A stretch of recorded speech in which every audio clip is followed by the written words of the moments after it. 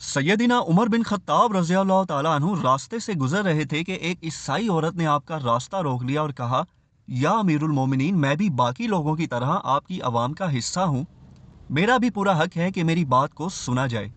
तो सैयदना Umar bin Khattab रज़ी अल्लाह ताला अन्हु ने कहा, बेशक, आप क्या कहना चाहती हैं? उस औरत ने कहा, या अमीरुल मोमिनीन, मैंने कर्ज लिया था अपनी बेटी की शादी के लिए, जिसे अब मैं अदा नहीं कर पा रही और वो लोग मुझे परेशान कर रहे हैं।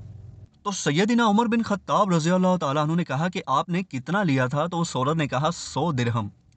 इस पर हज़रत उमर ने कहा कि आपकी दरख्वास्त कबूल होगी इंशाअल्लाह। फिर हज़रत उमर की नज़र उस औरत के लॉकेट पर पड़ी जो सलीब उसने लटकाई हुई थी अपने गले में, जिससे सैयदना उमर को पता चल गया कि ये औरत ईसाई है। तो आपने कहा, मैं एक बात पूछना चाहता हूँ कि अब तो सब इस्लाम में दाखिल हो रहे हैं, आपको इस्लाम अपनाने से क्या चीज़ रोक रही है? तो उस औरत ने कहा, या अमीरुल मोमिनीन, मैं बूढ़ी हो चुकी हूँ, इस उम्र में मैं अपना दीन छोड़कर क्या करूँगी? इस पर सैयदना उमर ने कहा, जैसे आपकी मर्जी, और फिर वो वहाँ से चले गए।